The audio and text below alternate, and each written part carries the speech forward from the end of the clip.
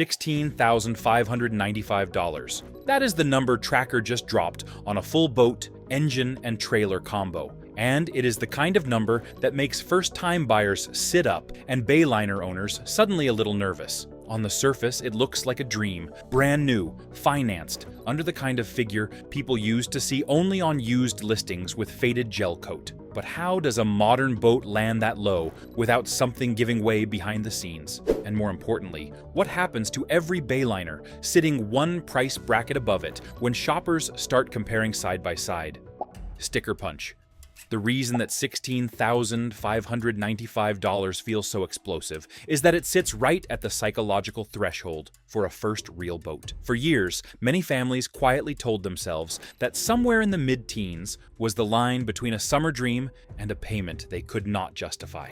Dealers knew this, which is why so many starter packages hovered just above that range once freight, prep, and taxes were added. Tracker has taken that invisible line and printed it right on the brochure. They did not pick that number at random. They chose a figure that feels just low enough to make people say, we can probably swing that, even before anyone mentions monthly financing. It is a price that undercuts a lot of old Bayliner quotes that started with a 1. And then kept climbing the moment you asked about real-world out-the-door numbers. But here is where the story starts to twist. That $16,595 is a base figure. It is the skeletal version of the boat. No dealer in the country wants to live on the margin built into that bare number. So the question is not whether the price is real. The question is how it grows once it gets filtered through freight trucks, rigging shops, and sales desks that all need to be paid. Understanding that growth is where you start to see how this tracker hits your wallet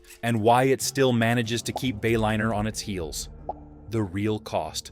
Walk through how an advertised price turns into a driveway reality, and you begin to see where the math shifts. The boat might be marketed as a complete package, with hull, outboard, engine, and trailer, all counted inside that $16,595 figure. On paper, that sounds clean. In practice, almost nothing in the marine world is that simple. First, there is destination and freight. Every mile that boat travels from the factory to the dealer generates cost. Carriers charge for weight and space. Aluminum may be lighter than fiberglass, but a trailer with a full-sized boat still occupies an entire slot on a truck. That freight bill does not disappear. It gets folded into what the dealer has to recover. Then there is dealer preparation.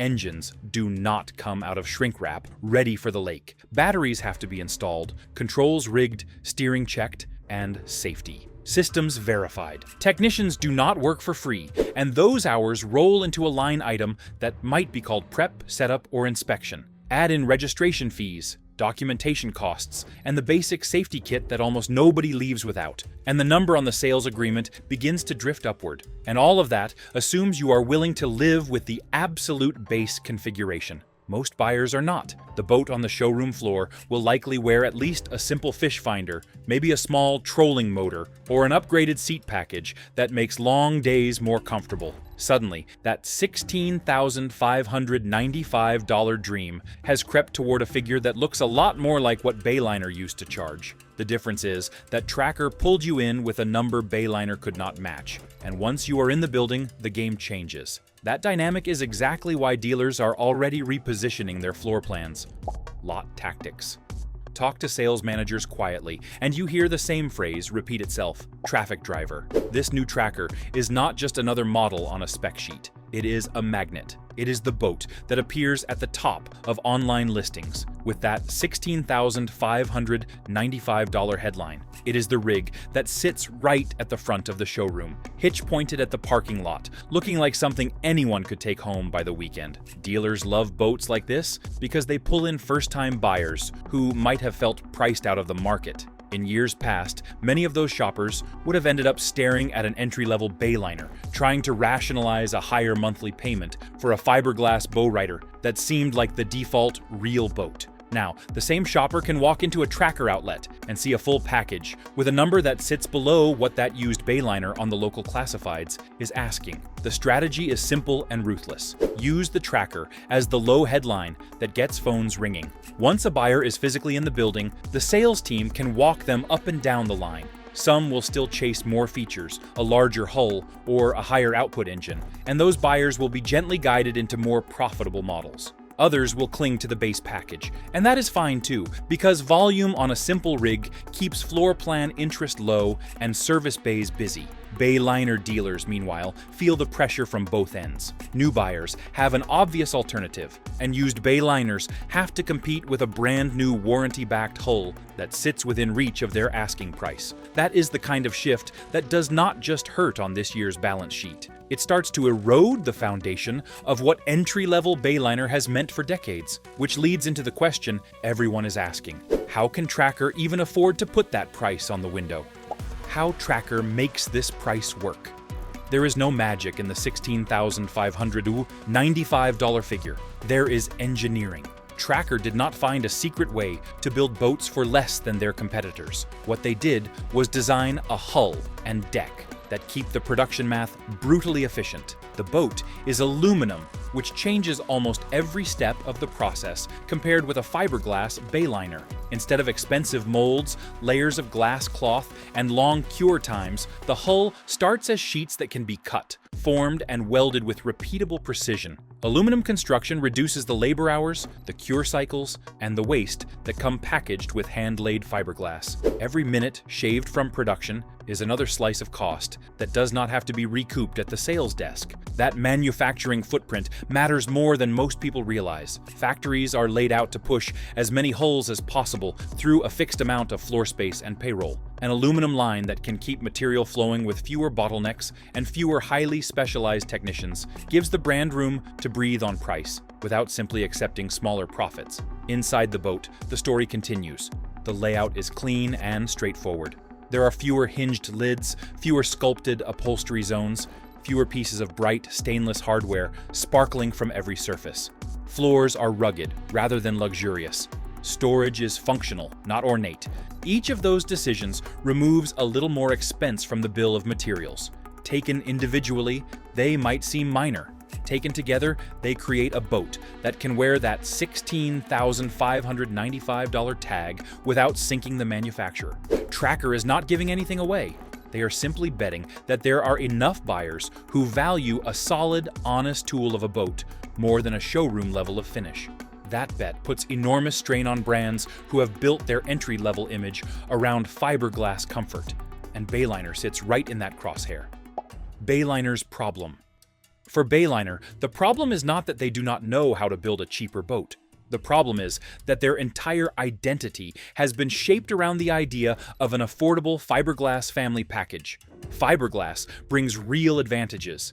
It allows for deeper hulls, smoother curves, and interiors that feel more like a small sport cruiser than a bare-bones utility rig.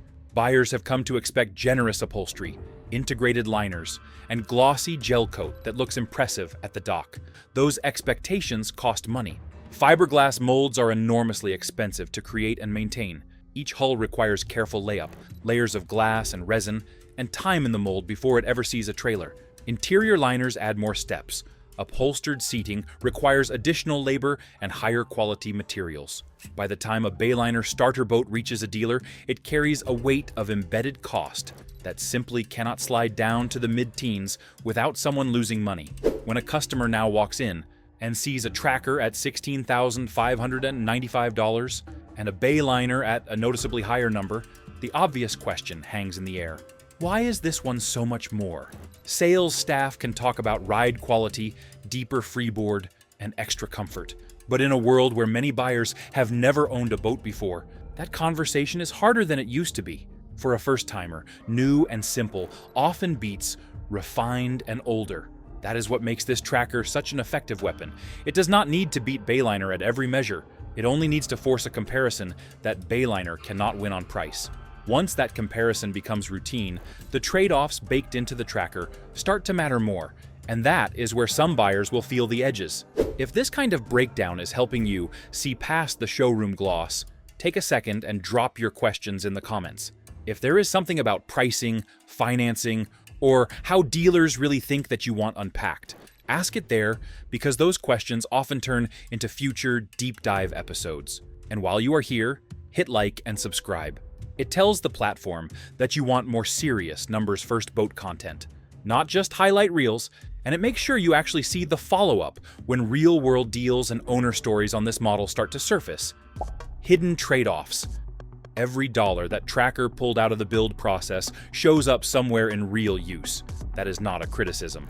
It is simply how manufacturing works. On the water, an aluminum hull behaves differently than a heavier fiberglass boat. In small chop, you may hear more hull slap. Vibration may travel a little more. Sound may feel a little sharper. Riders who have spent years in glass runabouts will notice the difference. Comfort follows the same pattern. Seats may be simpler. Side panels might not carry the same level of padding. There may be fewer cup holders, fewer soft touch surfaces, and less of that living room on the lake feeling that marketing departments love to sell.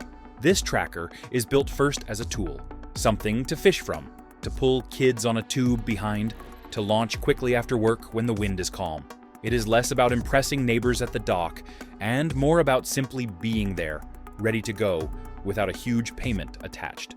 Durability is a mixed story. Aluminum shrugs off minor dock rash and beaching better than fiberglass.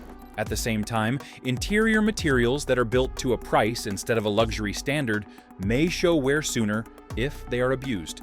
None of this makes the boat a bad buy. It just means that the $16,595 figure comes with trade-offs that Bayliner loyalists will spot immediately. For the first time buyer stepping up from nothing, those trade-offs may feel small compared with the fact that the boat is new, under warranty, and financed within reach. That is where the real damage to Bayliner begins, because it is not just about losing one sale. It is about losing the first rung on a ladder that once kept owners in the family for years. The starter boat war. For decades, Bayliner has served as the training wheels of the fiberglass world. Many families bought a small Bayliner bow rider as their first boat, learned the ropes, and eventually graduated to larger models, often within the same corporate family.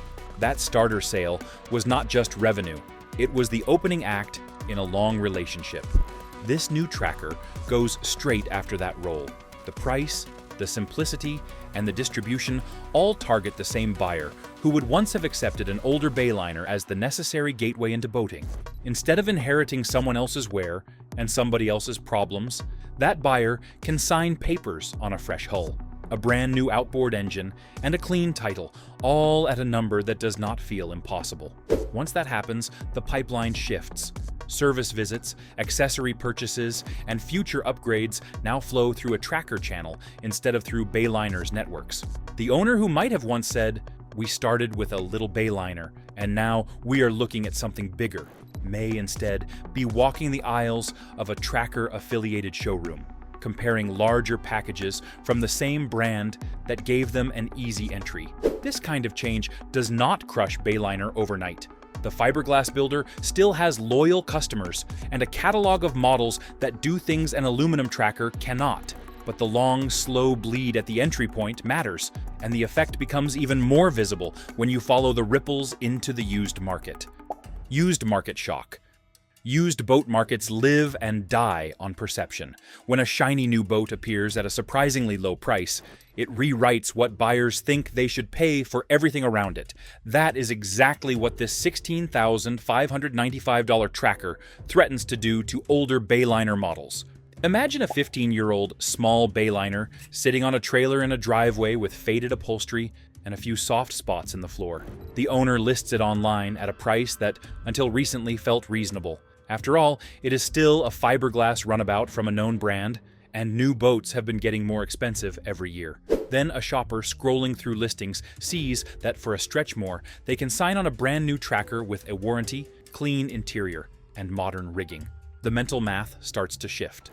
For many buyers, the idea of spending nearly as much on a used glass hull with unknown history becomes harder to justify when a new aluminum option sits just above it. That does not mean older Bayliners become worthless. It means that sellers may have to accept lower offers, and dealers taking trade-ins may soften their valuations to protect themselves from slower resale.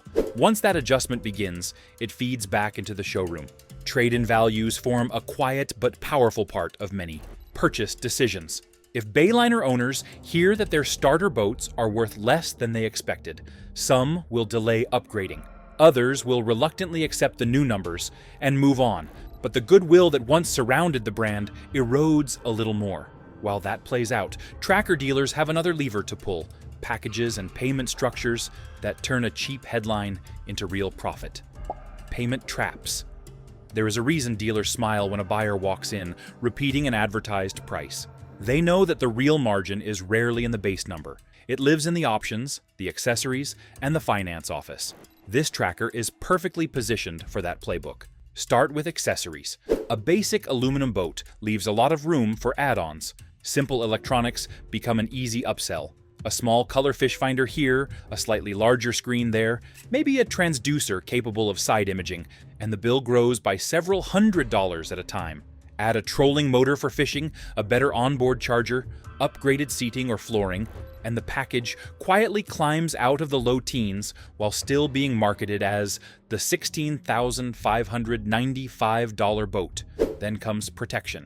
Extended service plans, interior protection coatings, hull insurance packages, and priority service agreements all arrive at the signing table. Individually, each offer might sound reasonable.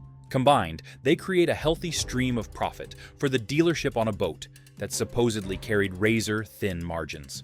Financing finishes the story. Present a monthly figure instead of a total price, and many buyers will mentally anchor themselves to the payment rather than the sum. Spread the loan over a longer term, and the payment drops even if the final cost rises. Tracker and its dealers understand this psychology. They do not need to earn much on the hull itself if they can build a meaningful return through the structure around it. Bayliner dealers are not strangers to these tactics, but they face a tougher climb. When their base hull already starts at a higher figure, there is less emotional room to pile on extras without triggering resistance. That is one reason competitive pressure is likely to build, not just between two brands, but across the entire entry-level segment.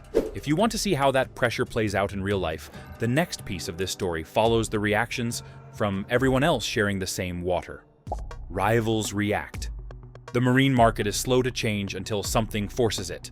A national brand hanging a $16,595 price on a complete boat package is exactly that kind of force. Bayliner cannot ignore it.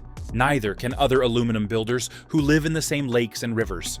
Expect the responses to arrive in familiar ways. Some fiberglass brands may roll out stripped-down packages, boats that borrow existing hulls but lose some trim and luxury in order to push the price down. Promotions and seasonal rebates will likely pick up, especially around boat show months when buyers are comparing multiple offers at once.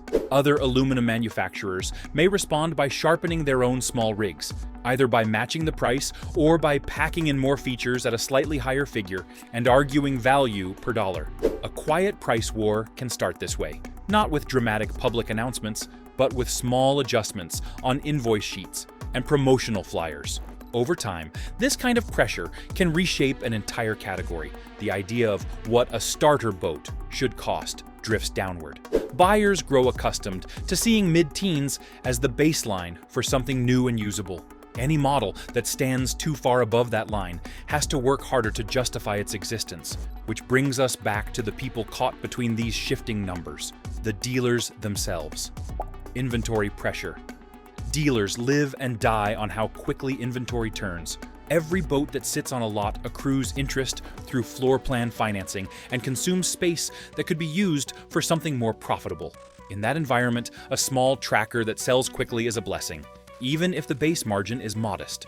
Units come in, move out, and keep the flow of service and accessories steady. Larger or more expensive starter boats, including some Bayliner entries, can become anchors if they miss the mark. A fiberglass bow rider that costs significantly more than a headline tracker, yet targets the same first-time buyer, may sit longer than expected. Each passing month adds carrying costs. Eventually, the numbers force a choice: either protect the margin and wait, or discount the boat to free up cash and space. The existence of a $16,595 alternative makes that choice harder. Buyers can see the gap, and many will push for deals that close it. Some dealers will hold their line, especially early in the season. Others will quietly cut prices on slow-moving fiberglass models simply to reduce exposure. Over time, patterns emerge. Tracker units move briskly, keeping the floor plan interest low and the balance sheet healthier. Certain Bayliner models may turn more slowly, prompting cautious ordering in future seasons. That is how a single headline price can begin to redirect what kinds of boats populate a region. And it leads directly into the question buyers care about most. When does timing actually work in their favor? The timing window. Boat pricing follows seasons just as surely as water levels and weather do. The first wave of these new trackers will land in late winter and early spring in many regions, right when dreams are big and inventory is thin.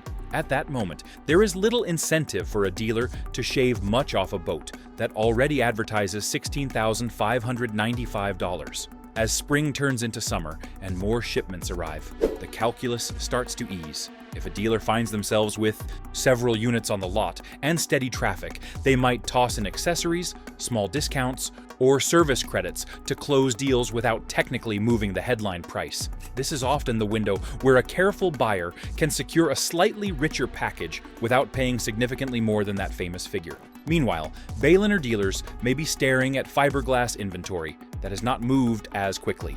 Approaching mid to late summer, storage and floor plan pressure grow.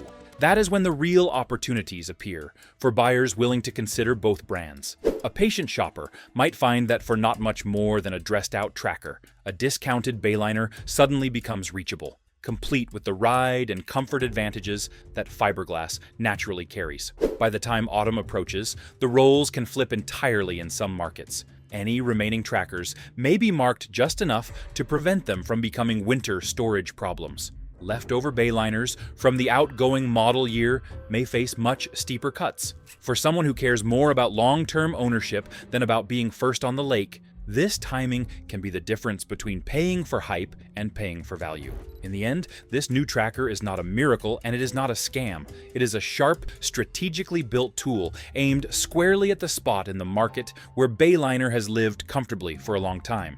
For first-time owners who want something simple, new, and financially manageable, a $16,595 package with honest trade-offs is a powerful temptation. But the number on the brochure is only the beginning of the story.